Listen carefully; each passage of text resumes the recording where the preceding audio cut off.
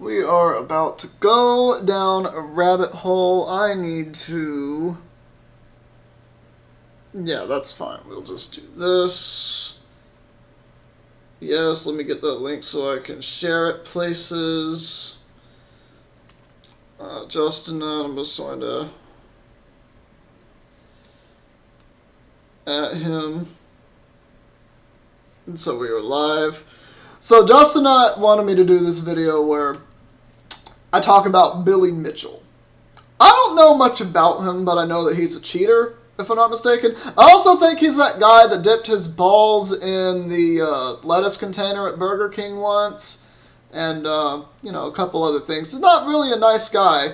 I think he started World War II at one point, or maybe it was World War I. Or maybe it was both of them. I actually don't know. But anyway, I'm going to share this link. So, yeah, Billy Mitchell being the topic of today. Alright, let's talk about Billy Mitchell. I'll just tweet that out. Let's talk about Billy Mitchell. Question mark.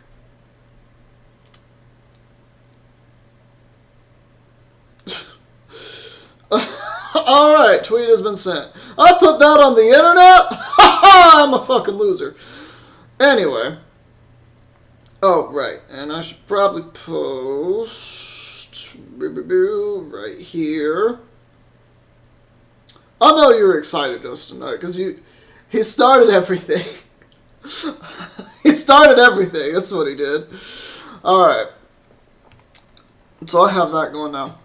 So, I don't know much about Billy Mitchell, but I do know about the Boondocks. And if one thing the Boondocks have said that is true, it's that white people like cheese. So, I got some cheese and strawberries. I got some water. I'm ready to sink my teeth into this. So, Justin, my friend here, sent me 4 links to watch some videos. This is Carl Jop. Subscribe to this guy's channel if you haven't already. I think I've seen their name on other places. I think usually through Moist Critical's channel, I've seen him. But anyway. Hello, you absolute legends. High scores are a serious business. And why is he jerking off to the Pac-Man machine? Video game. I hate that he has my hairstyle. Flag this man. Flame this man. What is this? You can't rip off my hairstyle, my guy. I'm sorry. I'm sorry. No, he's an asshole now. He puts a bad name on people with beautiful hair like mine. Game Player of the Century, multiple-time Donkey Kong World Champion, achiever of the first perfect Pac-Man, and if you publicly deny any of these accolades, he will sue you. Mitchell. Oh, he will he? I don't believe it. I don't see the pictures. I don't have the lawyers to actually contend with his money that he probably has. Fuck this guy. Has a fascination with trying to use the legal system to silence those who doubt his claims, which... Now, I understand how he might feel, right? I don't know anything about Billy Mitchell, but also, you are petty, right? There are levels of pettiness. I'm a petty person. I'm very petty about stuff. But I'm not so petty to where if someone says I didn't do something, I will go out of my way to sue them. Like, if you're over here using legal counsel to just be like, don't talk bad about me, sir. I'm sorry, you're an asshole. Pictures or it didn't happen, though. Pictures or it didn't happen. Which, I may add, are incessant.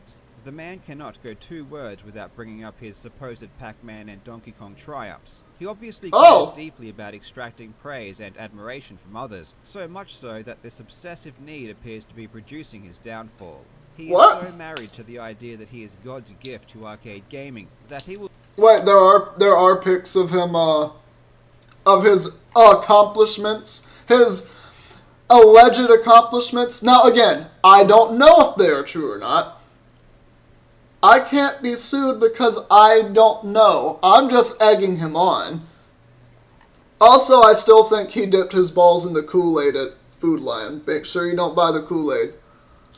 people threaten legal action against anyone who makes the reasonable statement that his conquests were mostly fabricated and entrenched in lies and deception. Mitchell attacks everyone who opposes him, and I am his latest victim. It seems as though Mitchell didn't appreciate his cameo in my previous video, which was mostly focused on Guinness World Records. I lambasted Guinness for their shady practices and their reinstatement of records from a proven cheater, otherwise known as Billy Mitchell. Mitchell was upset by this and thought it was a good idea to begin a defamation claim against me. He contacted multiple lawyers in my state, eventually finding one gullible enough to forward on a notice demanding that I take down the video. Wait, let's read this. Hold up. We refer to our letter of even date sent to you as concerned, blah blah blah. Our client, however, not do so. Okay. The terms of the settlement are the deletion of the YouTube publication, which was published on or about the 25th of July 2020. Your written undertaking never to repeat the allegations. A written apology to our client. Oh my god, they shattered his ego. They shattered his ego. It's all over. It's all over. Billy Mitchell's ego was shattered. The world's in chaos now. It's World War III. It's World War III. There's nothing we can do about it. There's nothing we can do about it. Carl, I'm sorry, you caused World War III somehow. He's got to stop it. He's putting his foot down. I'm sorry. There's nothing we can do. Let's see. $1,500. $150,000? Bro, this man's on crack. Pay him $150,000.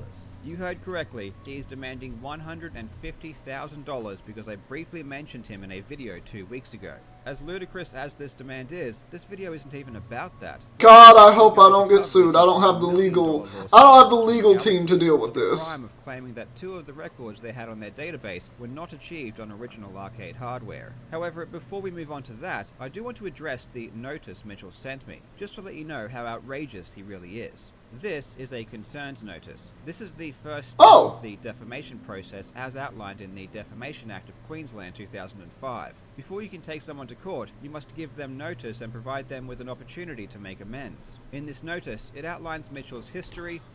Okay, so let's see. It outlines his history. Something we didn't need to go over because the man talks about it constantly. Cool. Again, pics or it didn't happen. That's all I'm asking. That's all I'm asking. I'm not saying it didn't happen. Just pics or it didn't happen. Just that's all I want. That's all I want. Pics or it didn't happen.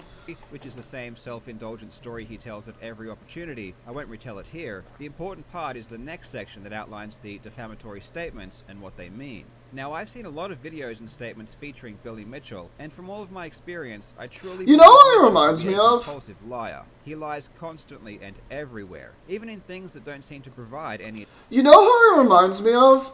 Billy Mitchell kind of looks like... I don't know the actor's name, but they're the actor that plays Frank on Shameless. Tell me he doesn't look almost exactly like that. Like, his facial shape just kind of looks like that. Like, I can honestly see him playing Frank in Shameless.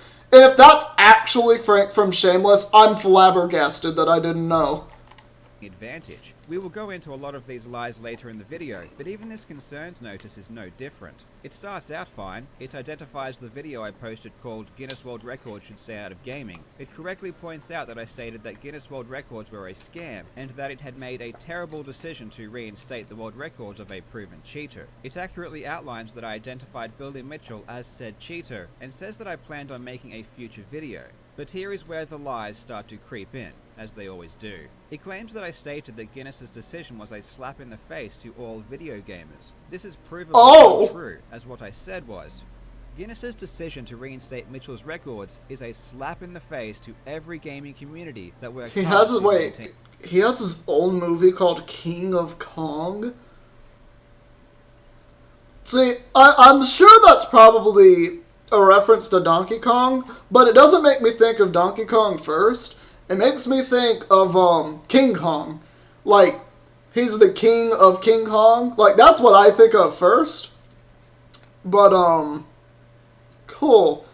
Never heard of that movie before. In records. It then falsely... Oh, and will not ever watch the movie because I'm not a moviegoer.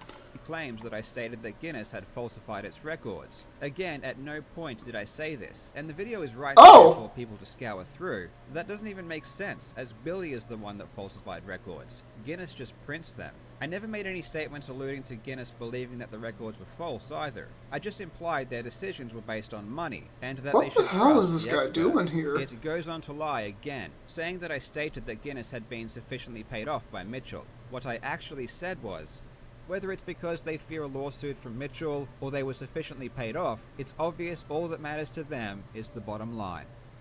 I don't know what arrangement. Those are two different statements. Guinness, which is why I posted very completely different statements for their decision. It is very telling when a party grossly misquotes another when the statements are right there and readily available to cross-check.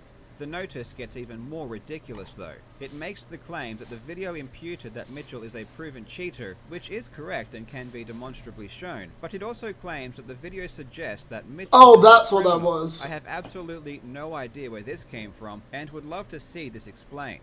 Lying about a record doesn't make you a criminal, nor does trying to get Guinness to post your records. This matter has nothing at all to do with criminality in any way, and it was never even so much as hinted that it was. That kind of ugly, man. The video imputed that Mitchell bribed Guinness to reinstate his records, but this has two problems. As per my previous point, this was never stated. It was only hinted at as the possible reason. But even if I did state definitively that Mitchell paid Guinness, this isn't a bribe, and the entire video highlighted the fact that Guinness charges exorbitant amounts of money to verify records. If morons want to pay a large fee to have Guinness verify their achievement, that's not bribery, it's just paying too much for a service. Here is the list of Mitchell's demands in order for me to avoid a lawsuit. 1. The deletion of the YouTube publication which was published on or about July 25th. 2. Your written undertaking never to repeat any of the allegations contained in the video about our client. 3. A written apology to our client. 4. Payment of our client's costs, which we estimate to be in the order of $1,500. 5. Payment of compensatory damages in the sum of $150,000. You know, needless to say, this kind of stuff that, like, famous people do. Again, I'm using famous in quotations because I don't really follow, like, a lot of celebrities or, you know, world record holders or whatever. Like, I don't really follow any of that. It's just not my thing. I think being able to just sue someone because you feel like you've been defamed or whatever, I think that's absolute bullshit. Because, think about it like this, right? I have so much money that I can make your life hell because I can just put you into an, like, insurmountable pile of legal fees. For lawsuits that I won't win, but it doesn't matter that I won't win them because it's going to stop you from talking. I get what I want. Even though I lose, you can't pay up, so I'm win no matter what. Like, that's all it is. And I think that it's absolutely horrible that you are able to do that, at least in the U.S. I don't know about other countries. Damages are absurd and highlight just how deluded Mitchell really is. I have to admit though, as insane as this threat is, and even though I have multiple defenses available to combat any legal action, getting this notice was not pleasant. Having just started a new family, I have more than myself to worry about. But unfortunately for Mitchell, I am a man of principle who will never be strong-armed into backing down from an action I believe to be right. I am extremely fortunate in that I have a large army of support behind me. I can't imagine how scary it would be for those less fortunate though, which is one of the reasons Mitchell must be stopped. Me! I'm one of those small people. About to cover. Before we go on, I have to give a quick shout out to this video's sponsor, Ridge Wallets. All of you will know the backstory. A lawsuit against both the owner of the Donkey Kong Forum has been actually served legend, or clicking the link in the description. I don't know if that code will still work. Y'all can support him if you want to. Twin Galaxies LLC, a $1 million lawsuit over video game high scores. What a wonderful world we live in. We will focus on this particular lawsuit as it has been actually served and responded to by Twin Galaxies. Wait. Billy Mitchell, Twin Galaxies says Billy Mitchell flirts with perjury. What? Mitchell says Twin Galaxies case rests on a conspiracy akin to the Kennedy assassination. What? It's not the only action Mitchell has taken.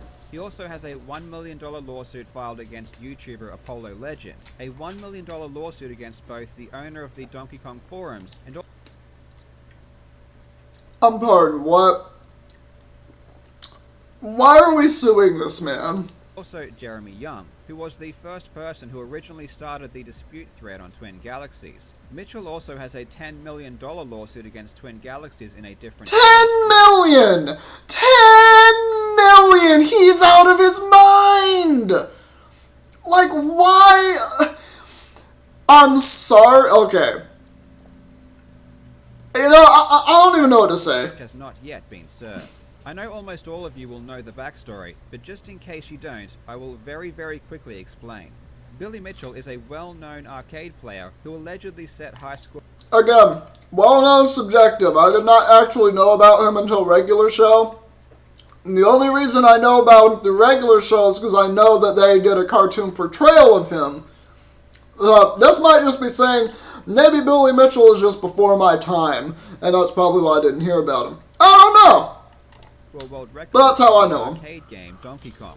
These records were featured on the Twin Galaxies scoreboard, who is the largest high score keeping organization. Both Mitchell and Twin Galaxies were featured heavily in the documentary The King of Kong. If you haven't seen this documentary, I strongly recommend that you do. While there are many historical inaccuracies, and it omits a lot about what really happened, it is a really entertaining story that definitely truthfully captures a lot of the personalities surrounding the case.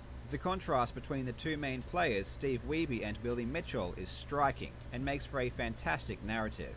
In 2018, Twin Galaxies removed all of Billy Mitchell's records, including those not related to Donkey Kong, after an extensive investigation concluded that his two scores of 1,047,200 and 1,050,200 were not performed on an unmodified original Donkey Kong Arcade PCB. The PCB is the circuit board that houses the game itself, which outputs to the arcade monitor.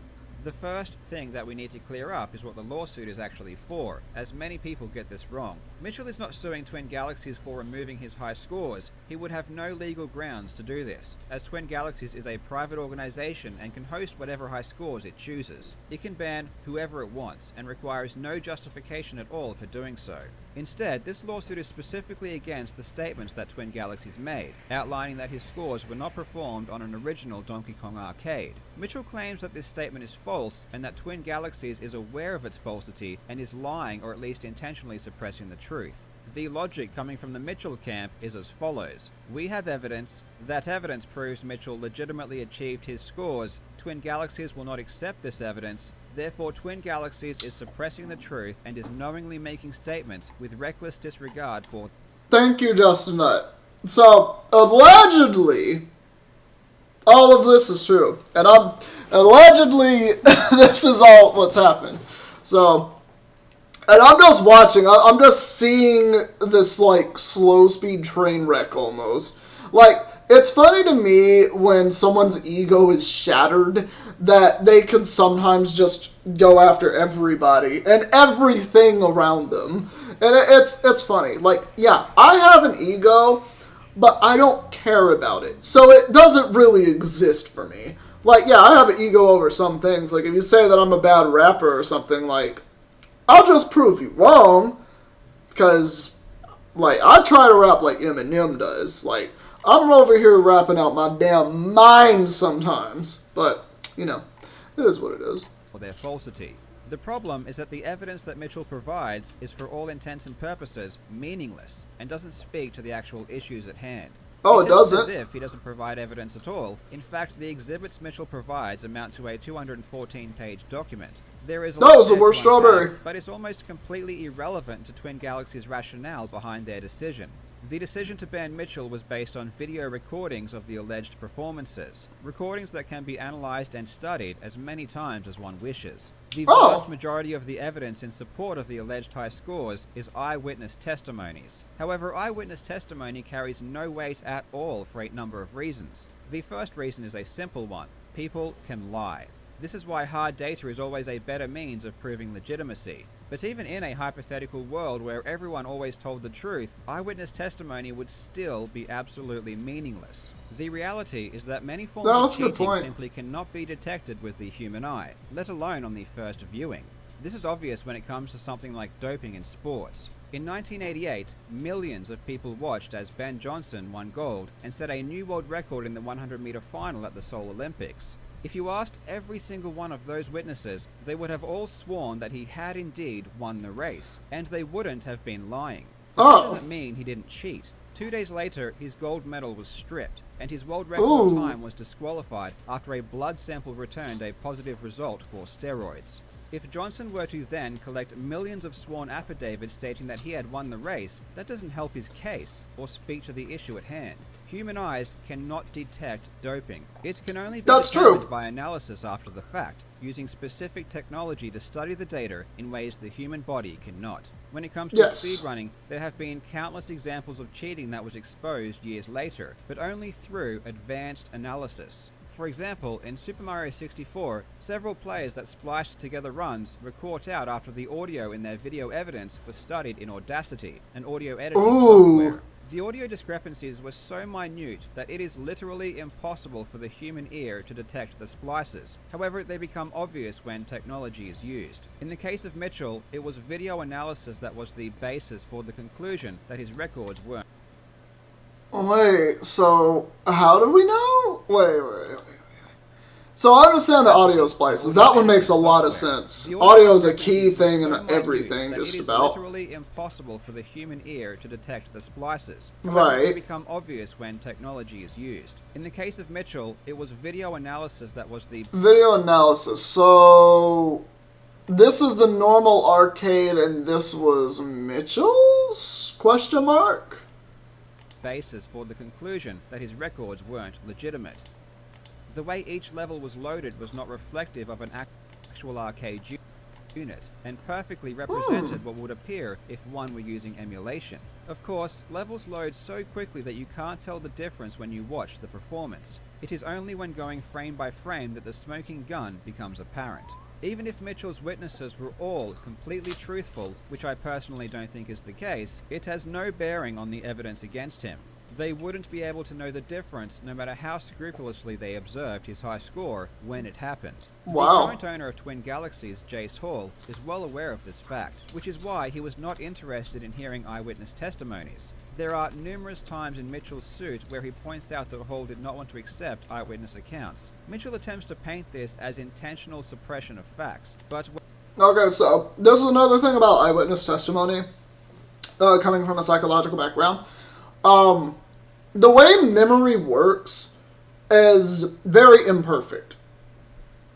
Yeah, I can tell that it was loaded visually different. Like, after he, really showed it there, it took me a second to kind of see it, so I do get it. But here's another problem with eyewitness testimony. Your memory from the moment something happens, even from that exact moment, seconds later, is already distorted of what actually just happened. Whether you realize it or not, it is forever going to change from what actually happened. Obviously, if it's a super important event in your life, you're going to remember it almost exactly how it happened for as long as you need to have that memory, as long as your brain wants to retain that memory. And that's something we can't exactly control. Memories are very difficult to control with the human brain. But, the thing is, okay, I witnessed a crime happen. Did I see the person commit the crime? Did I see the victim? Yes, I did. What did they look like? And that's where the memory thing comes into play. Because I remember what I saw, I remember what happened, but then you get to those very fine and specific details. No, I don't remember those. Do I remember what I had for breakfast 2 days ago? No. I think I had cereal, because I almost always eat cereal. But it's I know yesterday I had Cinnamon Toast Crunch. How full was the bowl? I don't know how much I filled the bowl. I ate cereal and drank it with milk. Yeah, it sounds kind of, dumb and watered down when I put it like that, but that's how memory works. When, over time, you're getting a more and more distorted image of what actually happened. So, you'll start here, this is what actually happened, this is all the fine details. Every second that goes on, you're getting further and further away from, that specific detailedness. So, which is, it's a thing with eyewitness testimony that, there are accuracies to it, but it is not precise. That's the problem with eyewitness accounts. So, yes, I do agree with what Carl is saying here. When you have the actual video, witnesses are no longer useful. To give you an idea about how ignorant Mitchell is of this basic logic, I'll read a portion of his legal argument. To its claim that Mitchell cheated, Twin Galaxies at trial will have to impeach each and every witness that swore under... What? This man said what? Hold on. My friend messaged me. Let me see. Blah, blah, blah, blah, blah. Okay.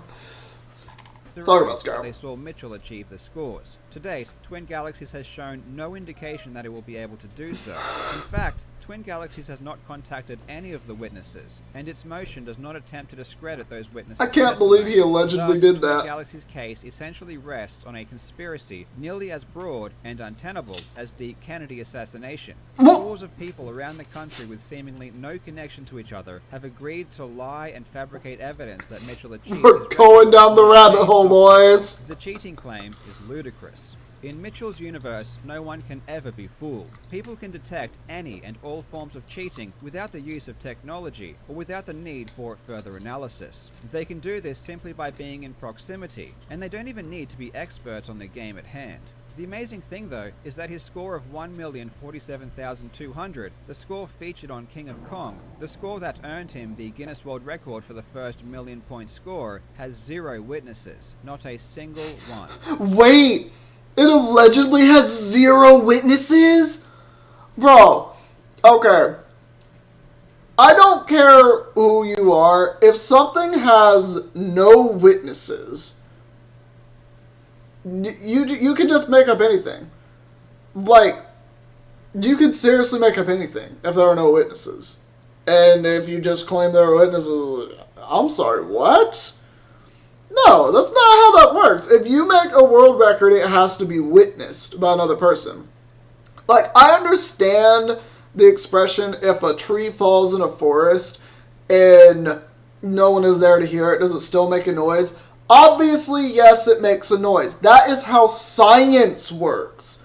But when you yourself are performing an action and no one else is there to witness it but yourself, you can spin that however you want it to go.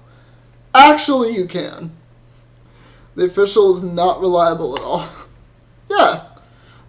That's crazy.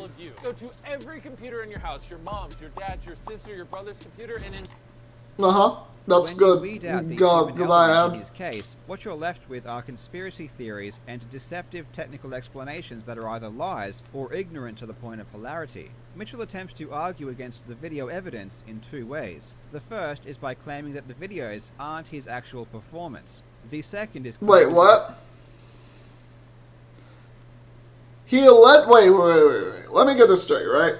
So, he allegedly said that the footage of him setting the records isn't him, and he also allegedly said that the footage is legit, but that it wasn't him.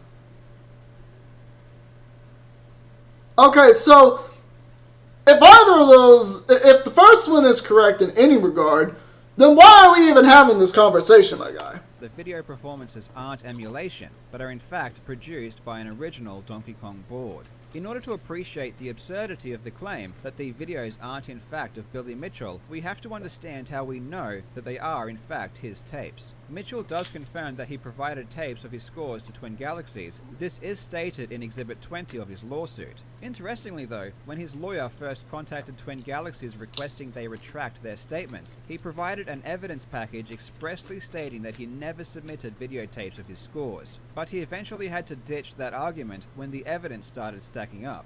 There was even posters that Twin Galaxies made at the time promoting his world record, saying that it was verified through videotape. Walter Day, the previous owner of Twin Galaxies, sent copies of Mitchell's submission of his 1,047,000 score That's to an ugly various guy right referees there. to examine it. When the score was eventually disputed, Twin Galaxies Dog, contacted multiple stupid logic is one of those things where, I'm sorry, I can't. Dwayne Richards, who has been publicly outspoken. I just can't with Mitchell. stupid logic. Mitchell claims that Richards must have edited the videotape in order to frame him. He actually wants you to believe that Dwayne Richards perfectly edited the transition screen for each level to make it look like it was performed on MAME. This ends up being a pretty funny claim though, even when you don't consider how ludicrous the technical feat would have been.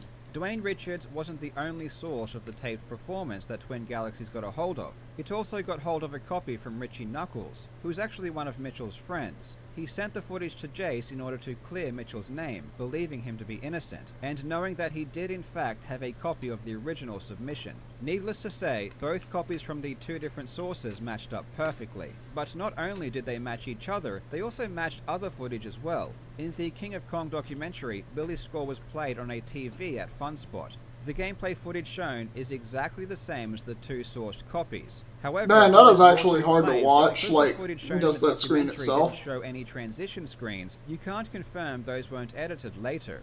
Well, luckily we have more footage, this time from 2006, before The King of Kong was even released. In an interview with MTV, the head referee for Twin Galaxies at the time, Robert Merchek, played footage from a copy of the performance that Billy had sent him. Not only does I like how, all of the copies obtained I really do like how Jobs and the footage shown in The King of Kong phrases but it also things. He's shows very the straightforward transition about screen, it which and perfectly well-spoken. matches what you would see if you were using emulation. But Billy Mitchell still claims the footage on the tape is not him.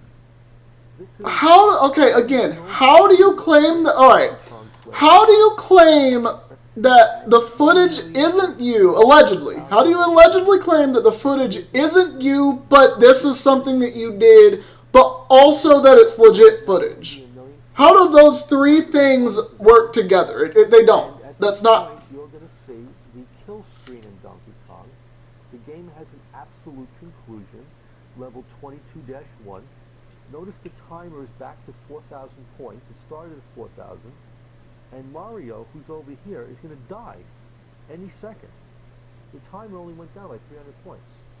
That's the kill screen. The most you could possibly do in this game is get from here up to about that ladder before you die. No one can get past this point. So Billy, not only has he gotten to this point, he did so on his third life. So he made some extra points by intentionally killing himself off earlier and squeaking out a few extra points in the other board as the initial phase. But he didn't choose to do so, and he still has a world's record of 1,047,000. And there's his ever-present USA logon, and there you have it, the world's record on Donkey Kong right before your eyes. So, what if we were questioning what if someone Wow! Okay, so Billy wants you to believe the footage everyone sees isn't him. But he also wants you to know that even if it were him, it's still legitimate footage that could have come from an original Donkey Kong PCB. Mitchell and numerous technical experts spent a huge amount of time researching ways a standard arcade board could produce the images seen on the tape. Unfortunately, No, at this point, someone needs to, this is what needs to happen, right? Legit. There should be an actual tournament, right? Where like the world's best Donkey Kong players come together. They all get in a room, and there's just Donkey Kong machines. That's all it is. Donkey Kong arcade machines that are rented by this owner. Like this private owner, they're all the exact same. They got the same everything in them, and everyone just goes on one of the machines and sees how high of a score they can get all in that same room. And then whoever, like, put your money where your mouth is at this point. Damn. Not able to do so, and still hasn't provided any technical explanation as to how to produce the same transition screen images that were present in his performances. The important thing to understand is that it was never the goal of Twin Galaxies to determine precisely what method Mitchell used to create these tapes. The only relevant question is whether or not what we can see can be replicated using an original Donkey Kong board, and the answer is no. Ooh! He explain how these images It happened can't? the way that they did, but he does try to debunk a couple of issues that were ironed out during the investigation. One of them is the so-called girder finger. This is a small part of the girder that hasn't been fully drawn during the transition screen on emulator. Huh? This doesn't appear during transition screens on an actual arcade, as they render completely differently. Oh. The critical thing to realize, though, is that this girder finger is not the problem with Billy's tapes. The problem is the entire transition screen. Everything about it renders in a different way. Ignoring everything else and focusing on this girder finger alone, a tiny portion of a single frame of footage isn't relevant. In any case, What? in an investigation, it was uncovered. Bro, this goes... Okay, an investigation that goes this deep into something is kind of wild. Like, when you're analyzing all of those parts, that's kind of wild. Like, yeah, in the 70s, you wouldn't have the technology to figure this all out.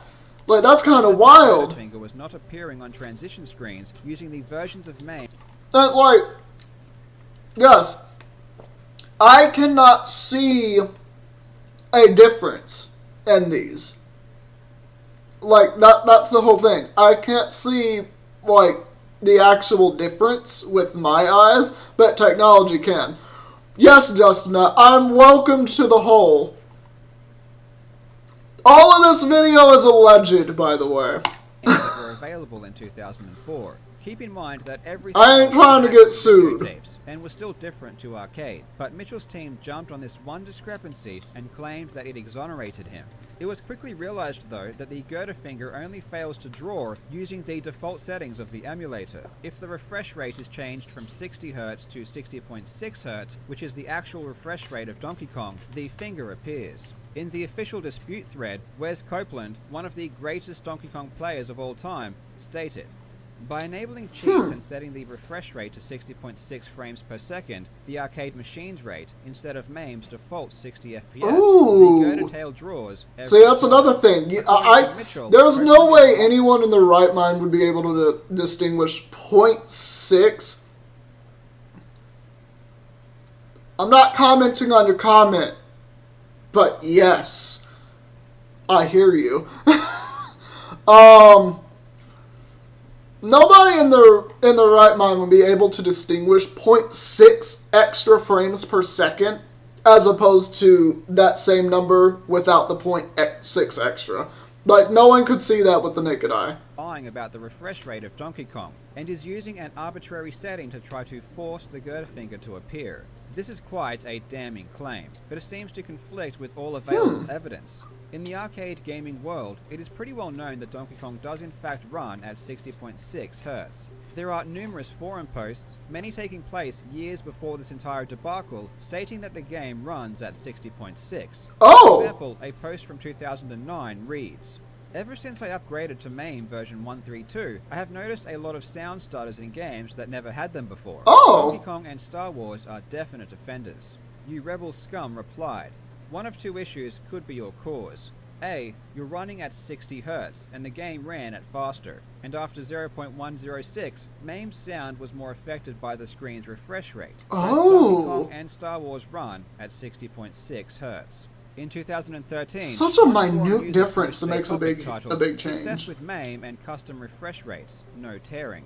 They stated, "I just wanted to write about my MAME setup that works without screen tearing and hopefully minimal lag for I some see. games." We have more videos to He go outlines the through. games he uses I and have their 3 refresh more rates. videos to get through. Donkey Kong is And that also available at depends on my 60.6 timing because I do have It is a, almost universally I do known have an among appointment retro with a gamers studio that running in a about 3 game at hours. a different frame rate than what was intended can cause issues. This is why when using emulation, you often need to know the exact technical specifications of the game to run it. No, properly. nobody witnessed this, Trust but random arcade my dad is the on greatest internet. Pac-Man The player official alive. He's 1991 dead currently, manuals that came but with the machine he set the exact world record of schematics 2 the million PCB. long time Now, ago. granted, you may need to be an electrical engineer to understand what these images mean, but I've asked It was back in numerous the experts 80s. who all confirmed that based That on boy the went to an provided arcade. official He documentation, said he had you all can the bitches calculate around the him. refresh rate That to boy be set 2 million 60.6 as a world Hz. record. But again, let's not trust experts and the official documentation. We can literally measure Yeah, the output of I'm the son of a Donkey Kong legend. arcade board using an oscilloscope to get the exact refresh rate. Spoiler alert, it Oh, I is don't in want that fact strawberry. 60.6 Hz. Billy Mitchell claims the refresh rate is not Don't want this 60.6 strawberry? Hz, Yes. but rather 60 Hz, and his evidence for this is amazing. He provides the specifications for the monitor used in Donkey Kong Arcade. He Cabinet. does. The Sanyo is He allegedly He did doesn't this. understand What? The difference between the scan rate on a monitor and the vertical refresh rate created by the game itself. This is a pretty epic blunder to be included in a legal document. We already know that Mitchell has a team of technical experts working around the clock to find ways to justify his footage, so I can't believe this is a simple mistake. I'd guess, as with everything else, this is intentional deception.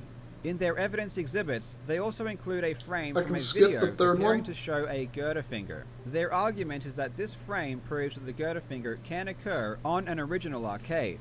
But this frame isn't from a transition screen, which are the issue with Billy's tapes. This frame is from the game's loading screen, before the gameplay even begins. If the tapes aren't from Mitchell, why is he trying so desperately to prove that the footage could have been produced on an original arcade? He has always stated that the tapes weren't his, so why does he focus on the footage at all? It makes no logical sense. Billy has even already admitted that the footage is MAME. I will admit, I'm a Fact bit of the matter confused. Oh, that strawberry, I don't want that either. Everybody is looking at the film, and everybody is questioning the fact, was it arcade or was it MAME?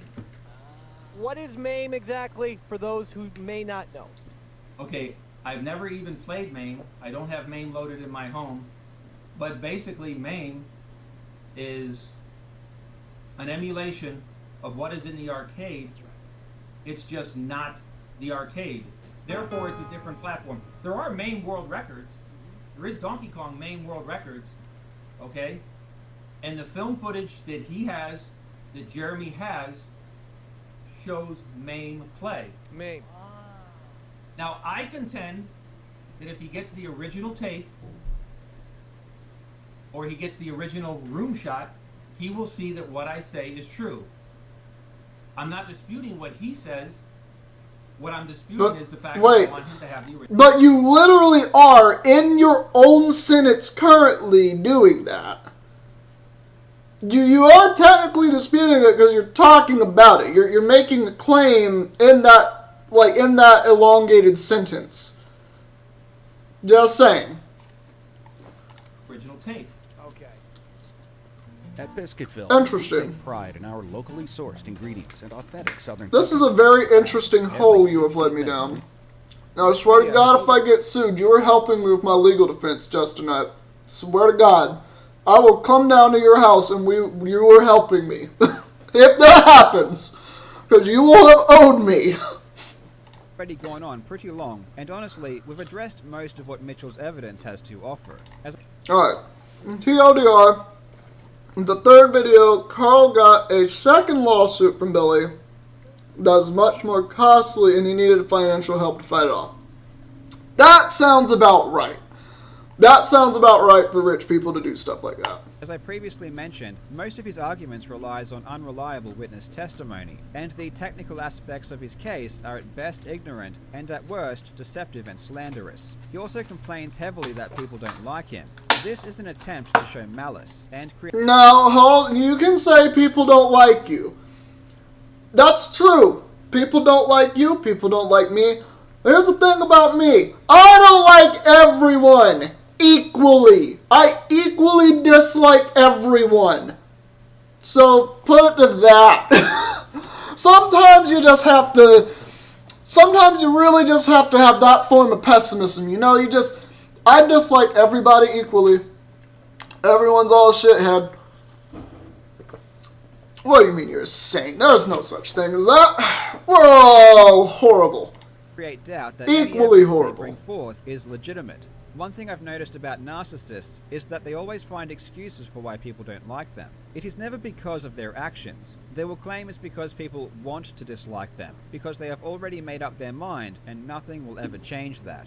Mitchell claims that Twin Galaxies weren't interested in being shown the truth and were always against Mitchell. But the reality is that Twin Galaxies spent an insane amount of time and energy trying to help Mitchell validate his footage. They bought recording equipment, did extensive testing on actual hardware, and even extended the length of the investigation because Mitchell requested it. It took more Wow. than 7 months for a verdict to be made, and the entire time, everyone was waiting for Mitchell to submit evidence that shows why his footage looks the way that it does, but the evidence never came. As someone who is involved in the speedrunning community, I can tell you that our perception of the investigation was completely different to what Mitchell is asserting.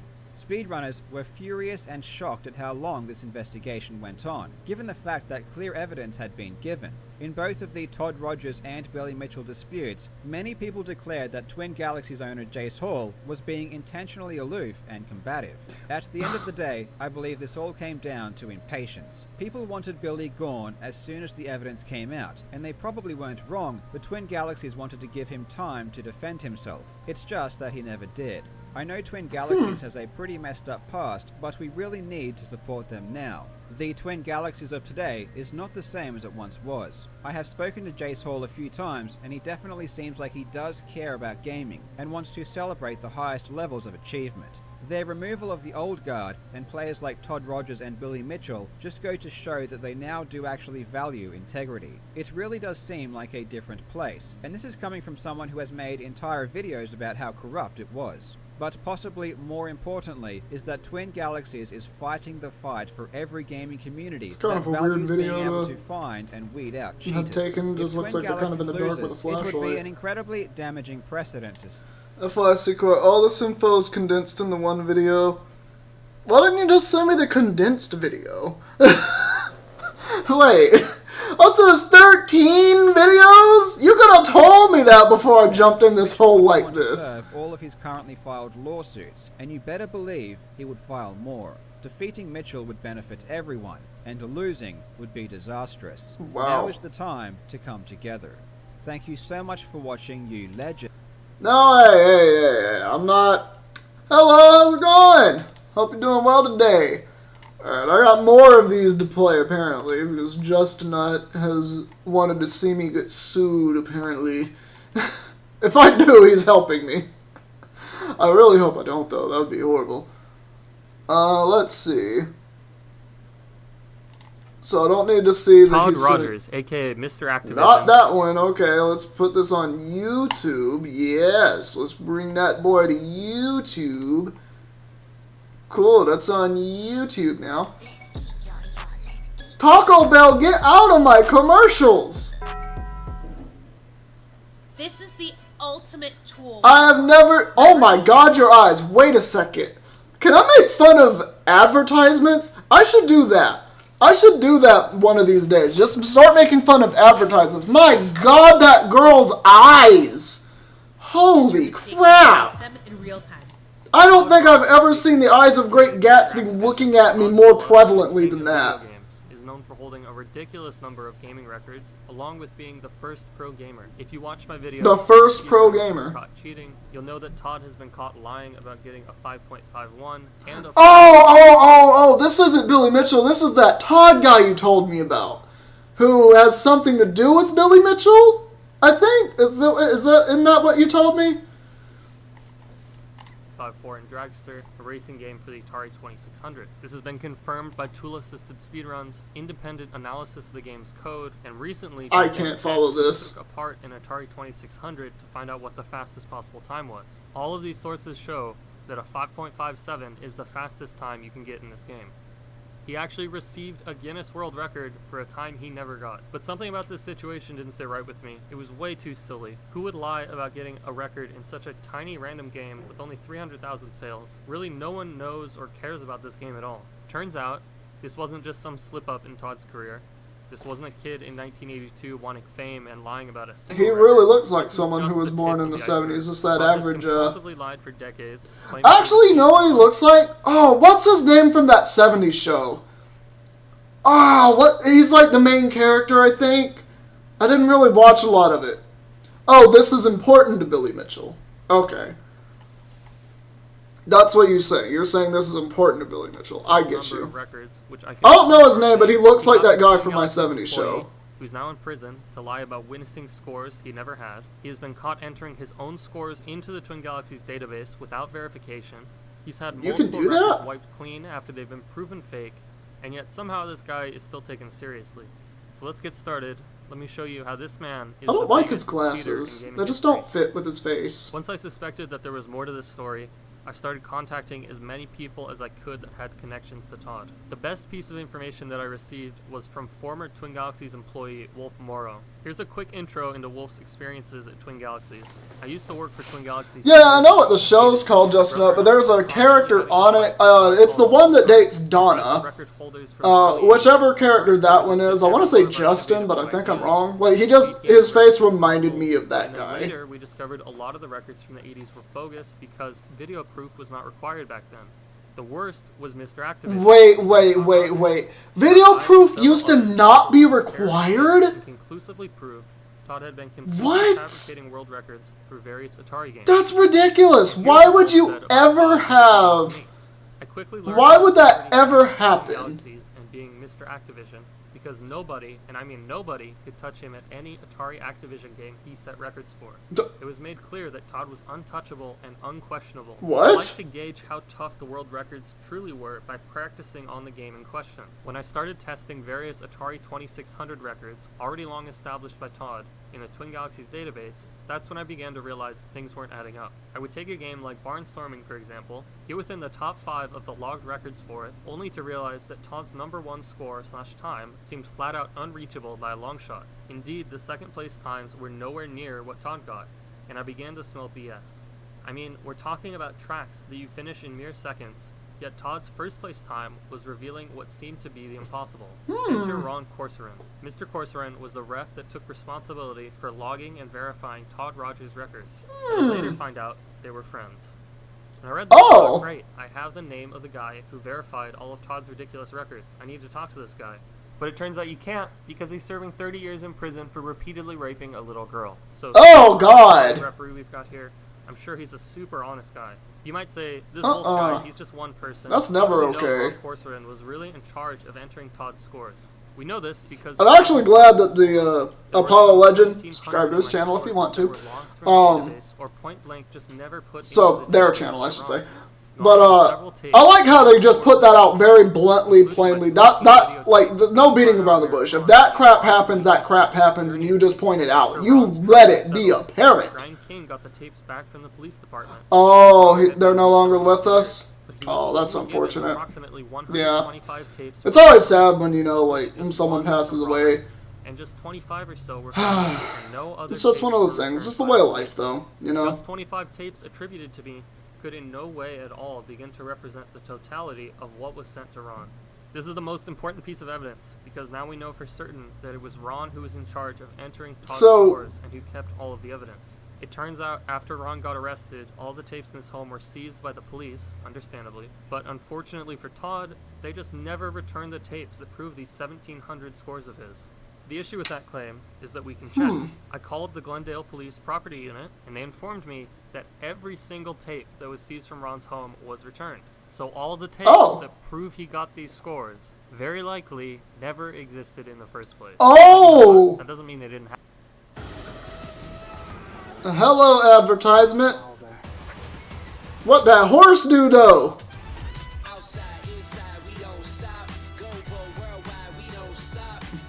Okay, not even gonna lie. Some of these trailers Take a look look dope. at some of these records. First, Todd's amazing top Hey, of- should we do a video where I just make fun of advertisements? Like, no lie, just straight up. Should I just do a stream where I'm just making fun of advertisements? Because I would 100% be down to do Every that. time you adjust your Because I've always thought about it, horizontal speed, so the smaller like with some of the ads that I get, especially on Spotify.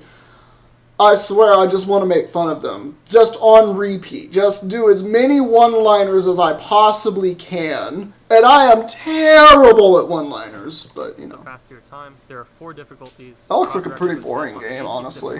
And actually, that's the first form of Flappy Bird right there. This post to the Atari Age forums in disbelief that Todd had achieved a 32.04 time. Well, thankfully our friend Wolf saw this, and this is what happened. Todd's record, which stood for many years, was proven to be impossible once we broke down the game code. Oh!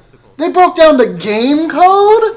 Flying a line to the finish was slower than Todd's record. When we Bro. presented this evidence, we were attacked by fans. And You couldn't even do it while flying in a straight line with no obstacles? The coffee stain excuse. Yes, after being attacked and told we were clueless about how It helps you. one of the referees Justin, I'm gonna be honest with you. detailing his record. I am a very small channel right now. I can do, record out and forcing Todd to do a like, I'm not terribly worried that I'm going to get sued. If I do, it's your fault. But I'm not worried about it because my channel is not very discoverable. Twin Galaxies referee. And if I do see myself growing large enough and I get worried at any point in time, aka I actually remember this video exists, which will probably be years later, I'm probably gonna be like, just delete the video before something bad comes out of it. Or I'll just clip parts of the video, I don't What know. you're seeing on screen right now is the tool-assisted speedrun by Alyosha, which beats the game in 32.69 seconds in-game time. Tool-assisted speedruns are created by going through the game frame by frame and entering inputs to create a theoretical best run. So here you have the theoretical best time of 32.69, nowhere near 32.5 in a race this short. Just Wow. like he did with Dragster, Todd was caught lying about an impossible record, so he decided to lie about getting a second impossible record. Wolf eventually confronted Todd himself and That's kinda wild! First off, you and I both know the things you did at Twin Galaxies were highly unethical. Oh, he put down the hammer! Bitter how Mike and I were treated like the bad guys when we stood up for the integrity of the Twin Galaxies database. Wrong Crazy. covering for you and flat out lying for you really just made it even worse. We had to prove your record was bogus before anything got done about it, because both you and Ron swore it was 100% legit. On top of all that other crap, you're caught entering your own scores on the C64 format without submitting full verification to the proper ref. To make things Again, worse, how do you submit something like that? Like, you're submitting a world record without full verification. It seems like to me, like, and this is like a website thing, I think. I might be wrong. If I'm wrong, someone let me know I'm wrong, but, like, if it's a website thing, I feel like if you're not able to submit, like, the full application, it doesn't go through. Like, that's just my understanding of it. Like, that's kind of wild that that happened. many of those scores Allegedly. were suspect anyway. Todd was able to enter his own scores into the Twin Galaxies database because he was an employee of Twin Galaxies and a referee himself. Now here's part of Todd's response. This brings me to the heated issue of me entering my own gaming scores into the Twin Galaxies database that Wolf so talks about. This sentence is kind of hard to follow, but stick with me. I have admitted in recent times, since I no longer am employed by Twin Galaxies, on both forums and interviews, when it came to the topic of me entering my own scores into the Twin Galaxies database, Is like speed running, is that like a very cutthroat community? Because I don't know a lot about speed running. If I tried to speed run something, it would be very sloppy and there you have it, folks. horrible Yes, to I watch. entered my own scores into the Twin Galaxies database, but it was just a few and only one time, I swear. It doesn't make it any better, even if it What? was only one time. But this guy lies so much, I don't even buy that. I bet good money this Oh man, I blew up a building, but it was only the one time. Oh, I put a hole in the ocean and now oil's leaking out everywhere, but it was only one time. This place was enough to do that. Here's another record that's under dispute. This is his record for the legendary axe. At least this one says there's a video, but there's not. The issue with this That actually looks like a game I used to have on increments, so on this score Super is possible. Nintendo. How about his Donkey Kong record of 15 million? First of all, what are the odds you get What? exactly 15 million in a game that increases score in 100-point increments? But whatever, I'll let that slide. Todd's record was entered as 15 million. I immediately suspected it was bogus, since the best results from professionals at the game were well under 1 million. I protested the record, and Todd claimed there were full videotapes documenting the marathon. That's sessions. wild. What happened to those?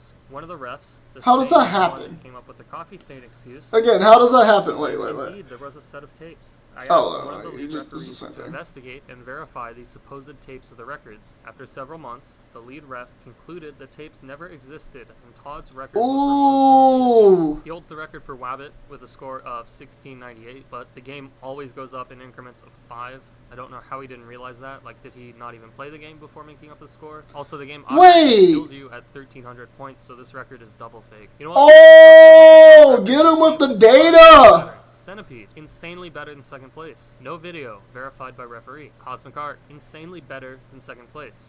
No video, verified by referee. Donkey Kong Jr. See, that's like just, that seems like a format thing on the website's fault. No video, verified by referee. that allowed that to Be happen. impossibly fast. No video, verified by referee. Galaga, insanely better than second place. No video, verified by referee. Dog, Galaga is a hard game. I just picked a few, but there are probably dozens of these. Todd still has a lot of defenders. Nearly every single argument I see defending this guy aren't debating the facts, but are arguments. So again, picks or it didn't happen.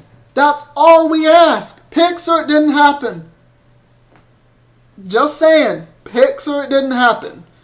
Like, sometimes you gotta have pictures, you gotta have video evidence. Galaxies also recognizes the competitive gamer named Todd Rogers for his recording that time of 551. Originally, this record belonged to Activision.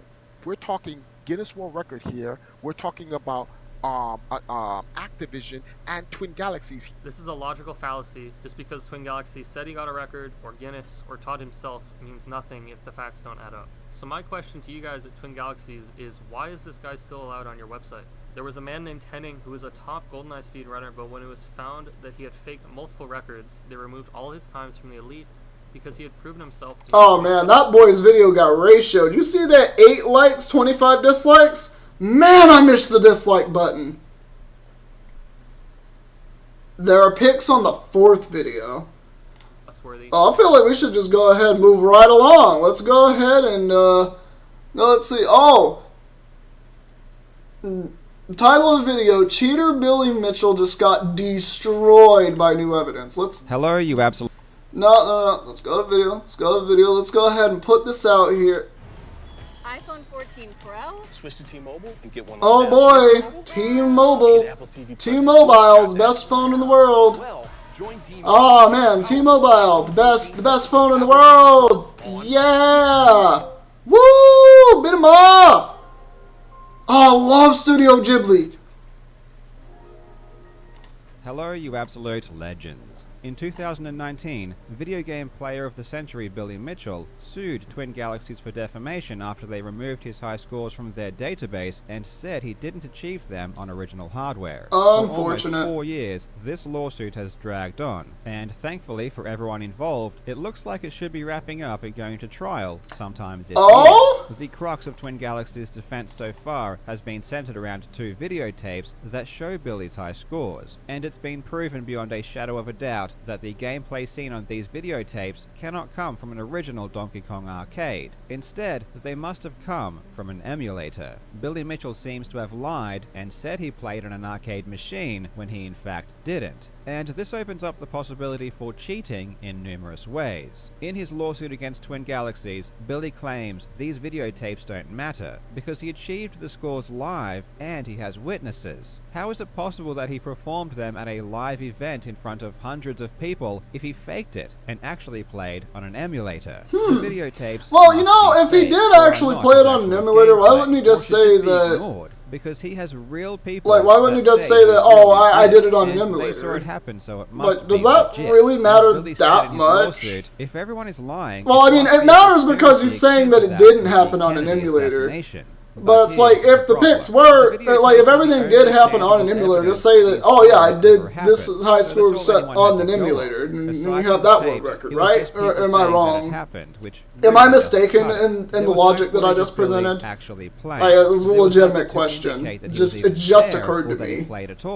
That is, until now. For the first time in 15 years, photos of Billy Mitchell at one of these events where he claims to have achieved one of his world records have surfaced. And I'm not going to beat around the bush.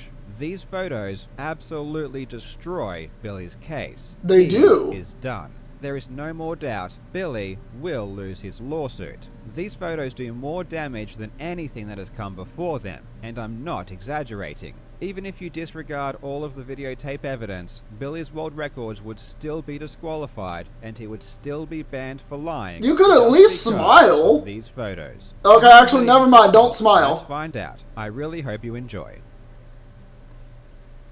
Now, legends, I am super excited because this video is sponsored by Magic Spoon. Magic Spoon is a high-protein, zero-sugar, absolutely love cereal. Like, cereal has very fat and very impressed with how it feels like I'm cheating my diet throughout more natural ingredients. I'm sorry, my guy, but I'm just having to skip this because. Oh, this video's from a month ago. Wait a second, this video's from a month ago. Hey, let's go! I like this guy. $5 off today.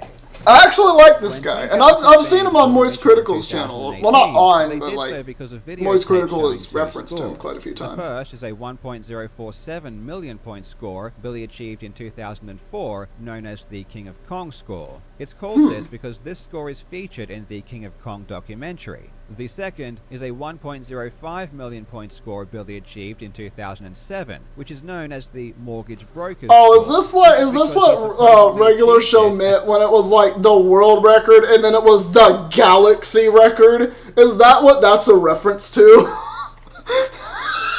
A mortgage brokers convention. The videotapes for both of these scores show footage that isn't legitimate. This is a fact, and it's why he was banned. But aside from that, there was no other evidence that Billy even played the game, aside from a few people saying it happened. Well, to be completely fair, the King of Kong score actually does have 0 witnesses. It's the mortgage broker's score that Billy has a few witnesses for. And it's this mortgage broker's score that we now have photos for. So let's take a deeper look into this. Of course, as the tape shows the score wasn't done on an original arcade, we'd assume he didn't actually get the score at the event. But for a moment, let's forget all about the videotape and humor Billy's argument that the tapes don't matter. In his lawsuit against why wouldn't the tapes matter? Billy submitted 5 witnesses. Why wouldn't the tapes matter if all he did allegedly was talk about the tapes? Okay, so that's a 4th thing that's been added here. I'm trying to piece this together because I'm confused. The tapes were not of him, but they were legit. But they were his. But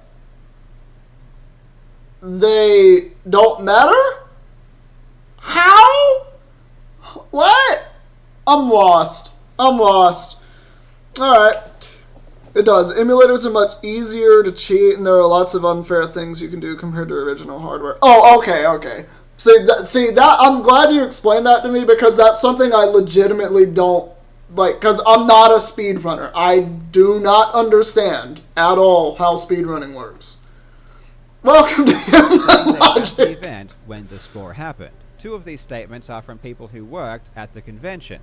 They just say they were there when it happened, but they don't say they actually saw him get it, and they aren't even Donkey Kong players, so they have no idea what's going on anyway. We all know that Billy likes to lie in public, as he recently showed, so a random person thinking a score happened when it really didn't doesn't mean much. So we can disregard those 2 statements. This leaves 3 witnesses that say they directly saw him get the world record. The first is from a guy called Richard Mallion. He says he watched Billy's score reach beyond 1 million points and that he saw him achieve his targeted score. Richard is actually a childhood friend of Billy's. In fact, he appeared opposite Billy in the school yearbook. But let's not hold that against him. While it is common for friends to lie for each other, cool. Let's not assume that's what happened. Now, when I'm deciding whether or not someone is trustworthy, what I do is create 2 columns. One for yes, I should trust them, and one for no, I should not. Then I put things into each column and weigh them up at the end. So first, I can see that Richard dresses really well. He has a nice suit, and he has a nice watch. No one who dresses this well could lie. So I'm going to put that into the yes column. You know, that's actually funny that he does that, because it works the opposite way for me. Like, I was like, nice suit, nice watch, don't trust him. That's how that works for me, just saying. Really concerns me, except for this super tiny detail. Like, okay, when I say don't trust him, it's not like don't trust as I would just stay as far away from them as I could or something like that. It's like, I would nod and say yes, but I would keep my distance. I'd have that, like, cautious character over me. That would be more what it's like. It's like, I don't really trust you, but I can't show you that I don't trust you. So I have to put up this facade that I do. of him pleading guilty to conspiracy, securities fraud, money laundering, and criminal what? contempt in 1996 after an FBI sting operation. Pardon? I mean, it's probably nothing, but it would be remiss of me if I didn't include it. Back to the yes column, Richard just seems like a super friendly and nice guy. I mean, no one who looks this happy could lie, so this has to go into the yes column. I don't. Now, That looking at the doesn't no mean column, anything, I'm but gonna be okay. super nitpicky here and include this other small thing. And look, maybe this is being too judgmental, but I'm going to go ahead and add to the fact that he was charged again with fraud in 2019 by the SEC and had to pay back $750,000. That's a It's lot of probably money. not even worth bringing up, but again, I just want to be fully transparent. However, I must say that Richard has some really good motivational quotes on his Twitter feed. I mean, look at these quotes. They are truly inspirational, and he puts his name in bigger text than the person who actually said the quote. So when you think about it, who said the quote really? I'm going to have to put this into the yes column. Now, I should probably leave it there, and at this point, I really am not being fair to Richard, but I'll just add one more thing, and I'll let you decide. In 2021, Richard was unfortunately arrested for conspiracy to commit fraud. Look, he has just not been lucky What? when it comes to fraud. He keeps getting caught. I, for one, do not hold this against him. When I look at this table, I see 3-3. It's pretty even. Personally, I'm leaning towards trusting the guy, but you let me know in the comments what you think. Okay, so Billy's first witness is a bit sketch. Who's number 2? Oh, Lord have mercy. First, tell us how you like your clothes to fit, colors you like, and your style needs. Billy's second witness that says he saw him get it is Todd Rogers. Oh boy. Oh! Okay, That's so where it ties in. That's where you told me it witness. ties The in. third witness that says they saw Billy get the score is Kim Mahoney, who is also Todd Rogers' girlfriend. I'm going to be completely honest here. I'm getting the impression that Billy's witnesses may not be entirely trustworthy. Anyway, let's take a look at these new photos. Remember, this is the first time we've seen yeah, any pretty footage of even. Billy at this event in 15 years. So there's Billy and Todd, and Billy's talking to some dude, and that looks like the Donkey Kong cabinet behind Billy. Oh! Oh, so the photo here, correct me if I'm wrong, please. So the photo that I'm looking at here, which is the one that the guy said proves that Billy is lying. So the photo I'm looking at doesn't have the witnesses in it that Billy claimed were there to see him get the score. Am I the third photo? So my statement is incorrect, right? I just want to know that I'm making the right statement because, like, my mind is trying to piece together the puzzles, and it's kind of bad at doing that. CR on top, which is how they recorded the score. It all looks pretty legit so far. There's Billy and Todd posing with a camera. Oh, okay, no, there's Todd. There's a camera that was recording Billy play, even though that footage doesn't seem to exist for some reason. Here's Wait, what? Billy and Todd posing again with the thumbs up. Maybe this is just after Billy got the world record. I have to admit, everything here looks pretty legit, and oh my god, what is that?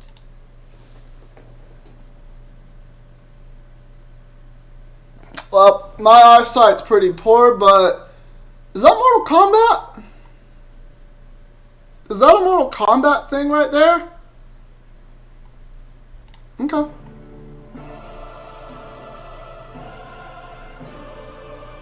That was Mortal Kombat, right?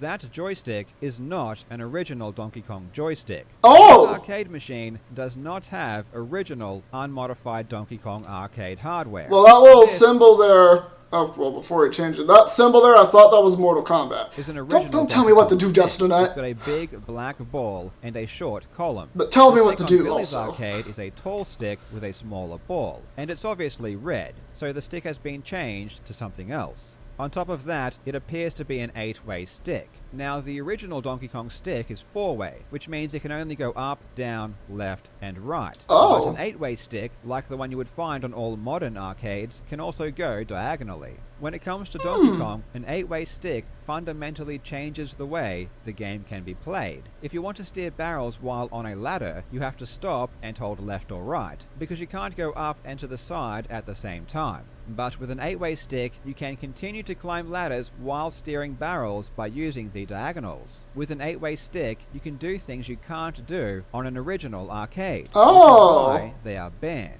So not only is the stick the original, which was totally banned, it looks like an 8-way stick, which is extra banned. And not only would Billy's world record still not count because of the modified stick, but Billy would still also be banned for lying about it. And oh boy, did he lie about it. His entire lawsuit against Twin Galaxies is based on the premise that he played on unmodified original arcade hardware, which is categorically that would do it. See, I don't know anything about arcade machines, so his lawsuit is full of lies where Billy claimed the hardware was unmodified. And not just Billy, the referees who adjudicated the score lied as well. Todd Rogers and his girlfriend Kim Mahoney both say in their sworn statements that Billy played on unmodified hardware. Everyone just got caught out, big time. And it gets even worse, because these photos don't just affect the Mortgage Broker's score world record, they also affect the King of Kong score as well. This is Robert Childs, who is also a longtime friend of Billy Mitchell. For those with a very good memory, this is the same guy that was in the infamous fake board swap video. He has been lying on behalf of Billy for years. He is part of the con artist clique. Robert Childs runs Arcade Game Sales, which is an arcade retailer in Florida. Arcade Game Sales is important because this is where Billy claims he achieved the King of Kong world record, on an arcade cabinet provided by Robert Childs. Now, as part of his case, Billy Mitchell also submitted a sworn statement from Robert Childs, and Robert states in 2003 he helped Billy by providing an arcade machine. He swore that this was an original Donkey Kong arcade machine. He says the same machine was used when Billy got his King of Kong score in 2004, and says this same machine was used again in 2007 at the Mortgage Brokers Convention. This means that not only is the Mortgage Brokers score disqualified because it was a modified machine, but because Robert Childs swears it was the same machine used in 2004, the King of Kong score is disqualified as well. Billy Mitchell, Todd Rogers, Kim Mahoney, and Robert Childs were all lying about the arcade machine that was supposedly used, and now it's proven. You may be wondering why Billy would lie about something that can so obviously be disproven, and the answer is that Billy didn't know these photos existed. He didn't know the photos existed. The Donkey Kong community didn't know these photos existed. They were only made public recently, and oh man, I wouldn't have said all these things if I knew these photos existed. Now, by directly contacting the organizers of the convention, which luckily still had them. I cannot stress enough how damning these photos are. Even if you were to disregard every single thing that has ever been said about Billy being a cheater up until this point, based solely on these photos, Billy would still lose his lawsuit against Twin Galaxies. His records would still be removed, and he would still be banned, because these photos show his records are not legitimate. I cannot wait until this goes to trial, and you best believe that when it does, I'm going to cover it. I'm excited, and I think you should be too, because this is going to be alright, we might have to have a continuation of this, just so I can react to the reaction of the trial? Question mark? And I will see you in the next video. Alright, Justin, are you happy now? Are you happy that I have dove down the rabbit hole? Because I'm worried at this point. All of my, some odd amount of viewers that have watched, thank you, that have tuned in. Hopefully one of them's not Billy. Hopefully Billy never sees this video, because he'll probably sue the pants off of me if he does. Right. I have no idea what to do now, so what do we do now? We're only an hour in. I got about another hour I could give. Maybe. I could watch my own live stream. Why is that an option, YouTube? Why is that an option? I'm just scrolling down the sidebar just to see if there are other videos, and then Billy Mitchell's hole appears up, and I'm just like, cool, that's my live stream. Why? Why is this a thing? Okay, let's go ahead and watch this one then. I'm in the hole already. No need to climb out of it. Hello, you absolute legends. Billy Mitchell is the gift that keeps on giving. Is he? Recently, a video surfaced of our hero, the greatest video game player of the century. Century? Time, Oh, that's a high bar. to one of his lawsuits against Twin Galaxies. The exchange that occurred between him and the judge was interesting to say the least. I'm gonna be honest. Things were not looking promising. The case seemed like it was surely on the brink of being dismissed. Billy Mitchell was about to lose. But of course, Billy Mitchell always has a plan. He showed up ready to fight. So this is a year ago. The last thing was a month ago. Technique, and his execution was Justin, I swear to God, if I do get a lawsuit, I am going to your house and you are helping me with my legal defense. Was convince a judge to ignore his legal responsibilities. Luckily, Billy Mitchell is a master negotiator, and seeing him in action is a thing of beauty. You're about to be taught a masterclass on persuasion, so take out a pen and paper and get ready to learn.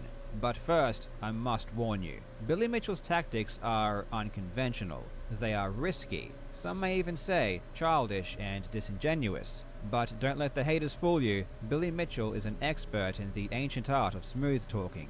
Admittedly though, in this particular case, he failed miserably. The judge just wasn't buying any of it. No matter how much Billy pleaded and begged, the judge refused to budge. Ultimately, the judge did dismiss the case, and Billy, on the verge of tears, had to admit defeat. In today's video, we will take a look at this amazing footage. You are about to see a failed conman attempt to woo a judge. Why does this look like this video was recorded as like some weird Christian church documentary of Jesus Christ, just like with the light barreling into his face? We're talking about the greatest video game player of all time.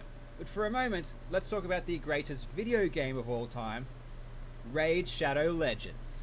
Incorrect. I believe that name currently is Elden Ring. It's really that easy. Just click the link in the description and I'll see you in the game. Or Genshin Impact. Back in or May, Pokemon. I launched a GoFundMe for the victims of Billy Mitchell's lawsuits. And I need to say a massive thank you to everyone that donated. We even received trying to think of other really big titles. Or God of War. Adam Clegg, which is absolutely insane. In total, we raised over $50,000, and that money is already hard at work. We organized an amazing lawyer for David Race, who is currently in the process of trying to get his lawsuit dismissed. We are also in talks with the other defendants, and will be ready to... Yeah, I'm probably going to, if I get sued by Billy Mitchell, I'm probably going to have to come to this guy and ask for help. The creator of Minecraft, who graciously offered to help me in my own defense of Mitchell. After my last video, Mitchell set his lawyer on me again, this time demanding I pay $300,000 or he was going to sue me. I took it more seriously this time, hiring my own lawyer, and Notch did come through and has been helping me with the bills. When Mitchell comes after me, I think I've heard of Notch before. Action, he's also going after my entire family, who depend on me. Wait, isn't Notch the guy that made grateful. Now, the music for Minecraft? This is a recording of a hearing. Am I insane? June. It was for yes, Justin, Xenoblade 3, which I have promised you that at some point in the future I will be playing Xenoblade. Don't know when in the future, but it'll happen. The reason he hadn't taken any action is because he was... Oh, he's the creator of Minecraft. Okay. I don't know why he sued Twin Galaxies. I want to be honest, I don't like Minecraft, really, at all. It's not for me. It's mostly the graphics that turn me off of it. Oh, he's a billionaire, cool. The critical thing about the hearing notice is that it says the lawsuit shall be dismissed if no action is taken or good cause shown 5 days prior to the hearing. The words shall be are really important here, because you can't argue your way out of it. If you don't respond, it's over. Billy Mitchell didn't respond, which makes the hearing even more bizarre, because by the time the hearing came around, it was a done deal. The case was going to be dismissed. There was nothing Billy could do about it. But for some crazy reason, Billy thought he could talk the judge out of doing what was legally required of him. I don't know if it was delusion or just a lack of legal expertise, but the reason I'm showing you this video is because of the obvious manipulation that Billy Mitchell employs to try and get his way. So let's take a look. Elevate how you hydrate. Oh man, I like climbing buildings with water in my back pocket. We were cut out behind our backs, but there's a shape for things for us. We partner up with standings to eat. Okay, let's get out of here. Mr. Mitchell, Billy Mitchell. Yes, Your Honor, I'm here. Yeah, what case are you here for, sir? Oh, okay. So this was still during part of the pandemic. So I'm guessing he. So what I'm looking at, I'm assuming is him doing like just like a video thing. So he wasn't like actually in the courtroom, probably because some kind of COVID guideline restriction that was currently in place at the time. That's probably what I'm looking at. I heard the gentleman speak earlier about your bow tie, and I concur. Matter of fact, I have a West Point tie on myself. Why does that matter? Straight out of the gate, you can see the manipulation tactics employed. First, he compliments the judge on his bow tie, which admittedly is fine. But what he says next is very peculiar. He goes out of his way to let the judge know that he is wearing a West Point tie. West Point is the United States Military Academy. But Billy never attended West Point, or was in the military. So that's what West Point is? Why would you do that, my guy? You don't need to do that. About his West Point tie. His son definitely went to West Point, which is why Billy His has son went to he never went. The question I'm left asking is he trying to imply that he was in the military? I've spoken to a few people about this, and some claim this is an attempt at stolen valor, while others say it isn't. I'm not from the US, so I actually don't know how this is viewed, but I do think it's more suspicious because he is intentionally pointing it out to the judge instead of just wearing it passively. That's interesting. Okay, it's number 17. Yes, sir. I spoke with Melanie Griffith yesterday. She was terrific. I discovered this hearing. I would have contacted sooner. I discovered it. I contact my guy. Look at the camera. Look at the camera lens. You were looking down. The entity Twin Galaxies, the last time they filed I don't trust his eyes. I can't see him. Annual report was 2018. They allowed the corporation to go inactive. The address on Pine Island Road, nobody there would help in any way. But I came to notice that a little over a month ago, they suddenly became active. They reinstated it on April 17th. So I now believe that I won't have a problem. And if I don't get satisfaction making contact there on Pine Island Road, then I'm told that I can serve them to the Secretary of State. Man, the lighting in that There is a lot clip. to unpack here, but the first sentence is simply amazing, and I will play it again a few times. I spoke with Melanie Griffith yesterday. She was terrific. I spoke with Melanie Griffith yesterday. She was terrific. Who is Melanie Griffith? I spoke with Melanie Griffith yesterday. She was terrific. I discovered this. And why was she terrific? I would have contacted sooner. I spoke with Melanie Griffith yesterday. She was terrific. A completely random statement that has nothing to do with anything is never referenced again, nor is it explained why it was said in the first place. So, who is Melanie Griffith, and why is Billy I'm asking Mitchell the right bringing question. her up? Here is my theory. Melanie Griffith is a celebrity. She is well past her heyday now, but I couldn't have imagined she was a celebrity the way that you just mentioned her. But, yeah, okay. Yeah, she looks like one of those 60s, 70s actors. She was an A-list actor. By saying that he spoke with a celebrity yesterday, I think that Billy is trying to imply that he is an important person of high social stature. Oh, yeah, no, that's kind of, I don't like that. Speak with Melanie Griffith the day before this hearing? I have no idea. But it's irrelevant to the hearing, and telling the judge just shows how hilariously juvenile Billy's thought processes are. I spoke with Melanie Griffith yesterday. Play it again! I discovered this hearing. I would have contacted sooner. I discovered it in my junk mail. And, your junk Next, mail. He states that he found the notice to the hearing in his junk mail, which is why he didn't respond to it. I don't believe this story at all. The notice was given on March 18th, and the hearing was on the 4th of June. This is over 2.5 months later. So you're telling me, Billy, that you checked your junk mail and you went through all of the junk mail that you'd have received for almost 2 months? Dog, I look at my junk mail. If I were to go to my junk mail right now, I guarantee you there'd be at least 1,000 unread emails in that spam folder. And you know the first button I'm click, delete all spam. I'm not looking through that. I'm deleting all the spam. I don't go in that folder. I don't look at it. I don't check it. I hit empty all in folder or whatever it is, you know, on your email. And if it's your mailbox because this looks like something that you would get in your mailbox, right? And if it's your mailbox, you don't put that aside at all. Like, I get something from the court, my ass is on the phone talking to people, and I'm just like, I need to make sure this is like, if it's a court summons, I'm like, okay, put this in my phone, it's on my calendar, cool, I'm gonna be here this day, because no, I'm not screwing with the legal system, like, no, I'm going to perform my civic duty and become a juror, as I should, and if not, I'm gonna do whatever I need to do. Because I need to do that. Just saying. Also, if it's in my mailbox and it's like someone suing me, that's a different story. I'm calling up people. Because as far as I'm concerned, this guy just said that he checked his junk mail. 2 months worth of junk mail.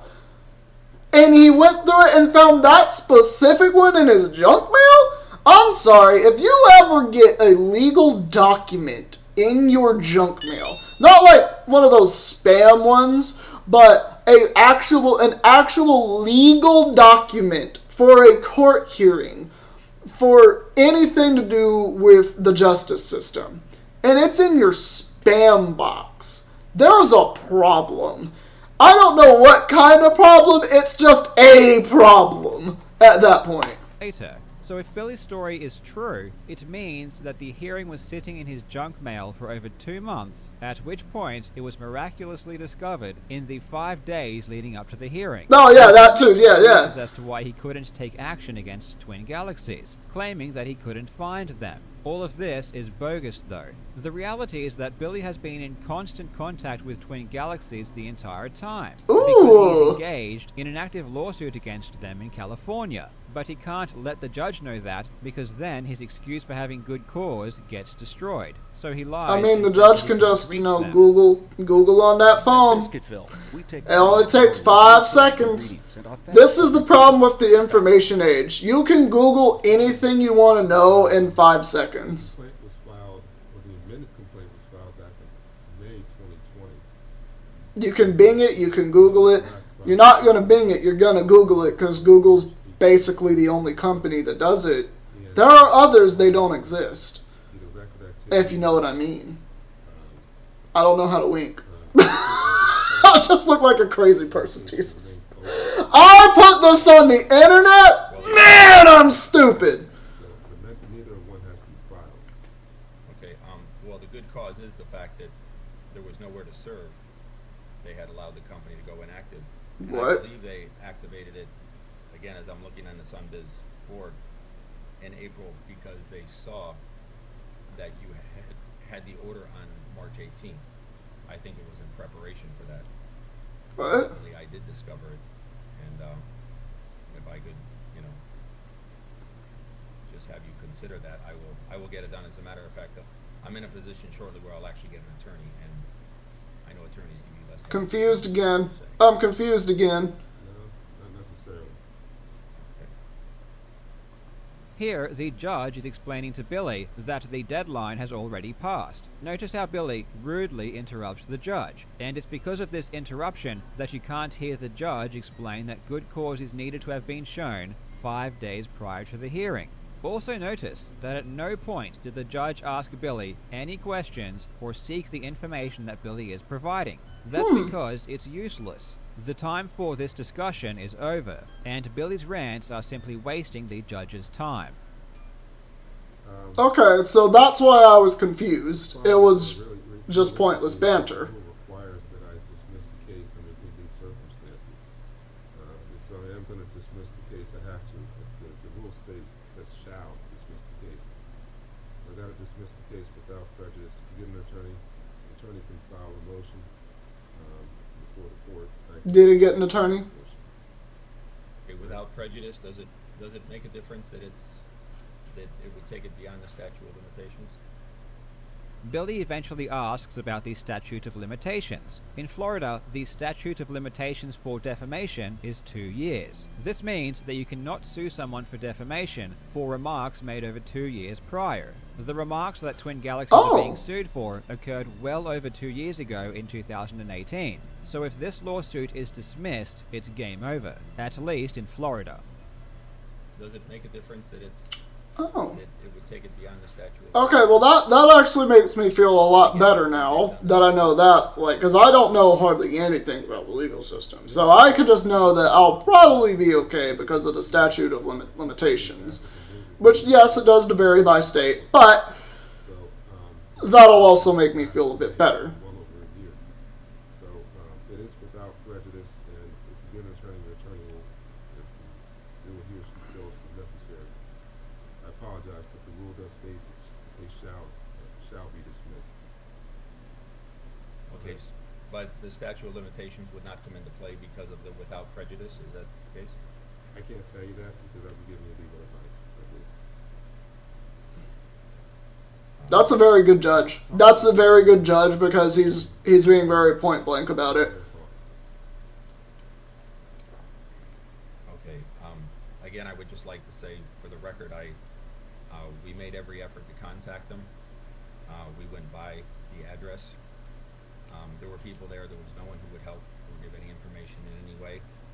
And then suddenly, here in April, they went ahead and reinstated their corporation. I believe, again, all this was done maliciously on their part. You know, I guess we can't look in their minds to know that, but that's what I believe. And well, that's good for you. The judge doesn't care. That's the position I'll pursue it from. The amount of disrespect Mitchell shows to the judge is really telling. The judge has explained multiple times what was required, and yet Billy continues to waste his time by repeating the same rants over and over. The judge is being extremely patient here. Yeah, that's another part. Very patient judge. This is not what I expected. Sorry, sir. Sorry, sir. No, the amount of fucks that guy gives to that argument, zero. Absolutely zero. Look at that face. He looks like a 2-year-old sulking because you won't let them watch any more television. This is a truly incredible peek into the mind of Billy Mitchell. And the thing that shocks me is that this performance was done to a judge. We have possible That's a good point. Valor, name-dropping a celebrity, lying and giving fake excuses for why he didn't respond, repeatedly interrupting, and completely disregarding what the judge was saying. Yeah, that's actually Fortunately, really the sad. judge was unaffected by these ploys, and the case -1 is how much? claims to be a winner, but I guess you can't win every time. If you want to see the full, unedited version, I will put a link to the original YouTube video where I found this. Oh! Thank you so much for watching, you legends. I hope you have Alright! So, we've gone deeper into the rabbit hole. I wonder if I should go to something else here. Oh, this was 2 years ago. So this is Billy Mitchell is being sued 2 years ago. Hello, you absolute legend. So this could still be an active Mitchell's case, Twin from what I Galaxies legal understand. battle is the gift that just keeps. I love the Garrett Bobby Ferguson. Taken an amazing turn. A few months ago, I released a video called The Dumbest Lawsuit in Video Game History, where I broke down the defamation lawsuit that Billy Mitchell had filed against Twin Galaxies for suggesting that his Donkey Kong World records were not achieved legitimately. This was just one of many lawsuits that Billy Mitchell has filed or threatened to file against other gaming organizations and YouTubers. Hell, he even hired a lawyer and threatened to sue me for briefly mentioning him in one of my videos. The vexatious nature of Billy Mitchell can't be overstated, and he has been using the legal system as a weapon for years. When I made my video covering his lawsuits, people were either afraid to talk to me or wanted to remain completely anonymous in fear of his retaliation. Well, now it appears as though Mitchell is about to get a taste of his own medicine. Twin Galaxies has now responded with their own multi-million-dollar lawsuit against Mitchell, citing misrepresentation, fraud, and racketeering. Twin Galaxies have pulled absolutely no punches, and are going after Mitchell's entire fake history. So, so they countersued him, right? Practices, but also attacks every major claim Mitchell has made about his gaming accomplishments. Twin Galaxies allege that Mitchell was not the first person to do a perfect game of Pac-Man, that he did not receive the Video Game Player of the Century award from Namco, and that not only were his Donkey Kong scores fake, but he fraudulently used... So what does he actually do for a job, to where he just has all this money that he can just throw around? The lawsuit also alleges that Mitchell intentionally obscured legitimate gaming achievements from other players in order to increase his own profits. People that are very familiar with Billy Mitchell's past have been calling him a fraud and a cheat for over 20 years. But until now, they were just allegations thrown around without any substantial action behind them. And honestly, what could they do?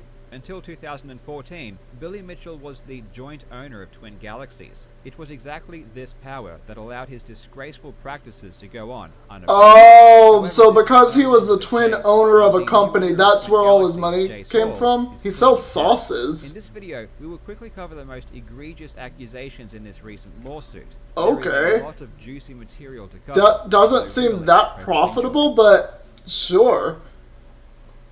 Now, before we go on, Christmas is just around the corner, and today's sponsor, Ridge, has got you covered. Now, we all know that Ridge makes epic in the description. Subscribe to Carl's channel! What I have to point out immediately is that in this new lawsuit, I'm just watching for entertainment value. Galaxies is also suing Walter Day, who was also the past owner of I am entitled to believe what I wish to believe. Touched on Walter Day in my previous That's an old guy. In video game history, but as of yet, I haven't really underscored how pivotal Day was in Twin Galaxies' corruption. According to the new Twin Galaxies, Walter Day had full knowledge of and was even complicit in creating and promoting Billy Mitchell's fake scores. Now, you can't just sue someone for faking video game scores, so we need to understand why this new lawsuit was filed specifically. Jace Hall is in a unique position to put forward this action, as he purchased Twin Galaxies from Billy Mitchell and Walter Day in 2014. Given that the value of Twin Galaxies is directly impacted by the revelations of past fraud, this means that he alone has cause to seek damages from Mitchell and Day. Not only that, but the lawsuit also makes allegations of illegal activity based on those past fraudulent claims. Oh, okay, it's just $8 million. That's still a really big amount of money. Well, at least for someone like me, you know? And promote video game scores that they knew were fake.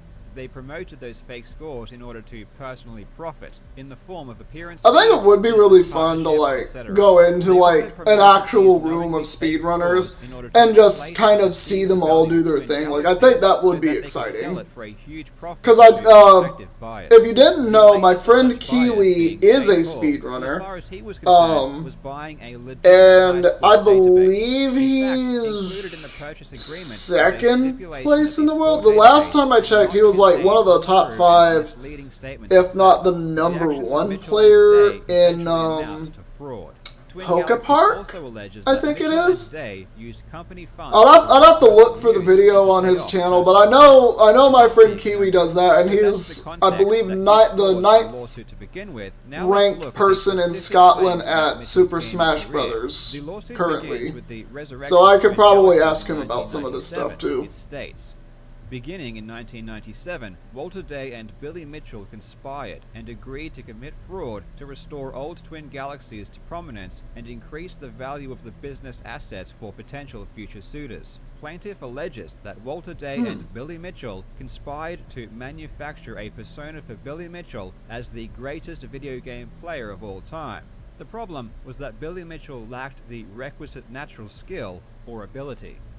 Throughout this entire ordeal, plenty of people have stated their belief that Billy Mitchell is a fantastic video game player, but the reality is that he really is not. Compared to the best players in any game, he falls far behind. If you look at his competition results, he always ranks very low, and has never been competitive at the top level. For a concrete example, we can look to the Kong-Off, a yearly Donkey Kong high score competition that began in 2011. In the first 2 competitions, Mario 64. Mario 64 is cool. And remember, he claimed to achieve. It is fun to see speedruns of that. Have you I think another fun one to see speedruns of is Wind Waker, because of the swim glitch where instead of using your boat to sail to islands, you just do like that swim glitch where you just spin around rapidly in a circle and then you just zoom off to an island. Also, it's like the gameplay in Wind Waker is also pretty cool. And I believe it's the GameCube version, and not the remake on Wii U, I think it is. I believe it's the GameCube version of Wind Waker that, 2010. Isn't it the GameCube version where you can't, as soon as you go to Hyrule underwater, you can't break through the barrier. There's no possible way to do it. Gamer are usually clueless about his competition performances and how he ranks against the other top players. People who saw him play live were already skeptical of his world record. Ooh. Before the concrete evidence. So wait a second, they actually did do the thing I said earlier, where like they had a bunch of the best players in the world in like one room and they all kind of played together. Oh, where is this? I don't see his name in the top 20. Where's Billy? Why isn't his name in the top 20? Oh my gosh, it's not in the top 20. That's crazy. That's crazy. He was just never that good.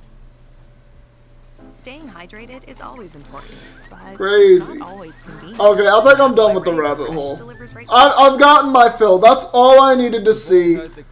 That is all I needed to see. When put to the test, he can't make it. According to the sheet that I just looked at, according to that data sheet. So, I'm good. I'm good. Thank you, Justin Nutt. If I get sued, I'm coming for you. I love you, man. I really do love you.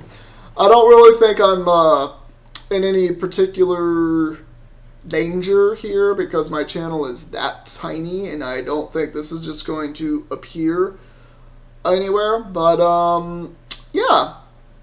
You can... Everyone is entitled to their opinions and you can have whatever opinion you want. There's nothing wrong with that. You have your freedoms, and until those freedoms are taken away from you, you have the right to utilize them as you see fit. That is all that I will say. With that, I'm going to go ahead and get up out of here. Thank you all so much for watching. If you liked it, please leave a like, leave a comment, and subscribe if you want to see videos similar to this one, and we're going to see all of you in the next video that we do. Take care, everybody.